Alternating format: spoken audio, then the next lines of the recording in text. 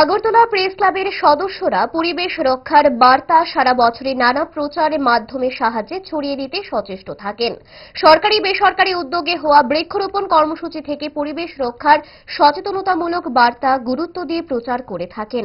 পরিবেশ রক্ষার সেই বার্তা দিয়েই আগরতলা প্রেস ক্লাবের প্রবীণ নবীন সদস্য পরিচালন কমিটি সহ সাংবাদিকরা বৃক্ষরোপণ কর্মসূচি পালন করার সিদ্ধান্ত গ্রহণ করে।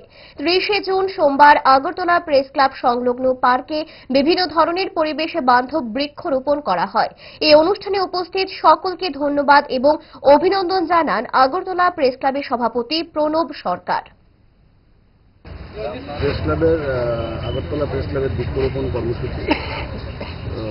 বৃক্ষরোপণ কর্মসূচিতে যারা এসছেন আমাদের শ্রদ্ধেয় প্রেস ক্লাবের প্রতিষ্ঠাতা সুবল দে মহোদয় এবং আমার সিনিয়র প্রেস ক্লাবের শুদ্ধ প্রাক্তন সভাপতি জয়ন্ত ভট্টাচার্য, যারা সম্পাদক রমাকান্ত সহ সবাই রয়েছেন।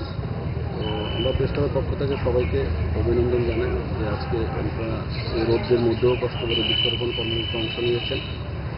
এবং পরবর্তী সময়ে আমাদের আরেকটা কর্মসূচি আছে, এটা তো ওনারা থাকবেন।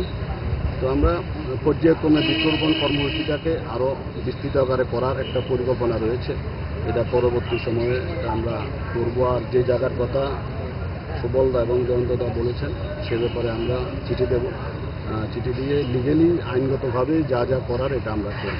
ভালো খাবার দেখে অম্বলের কথা মনে পড়ে, তার সমাধান 5 দশক ধরে গ্যাস, অম্বল ও পেটের সমস্যার একমাত্র সমাধান গ্যাস নয়।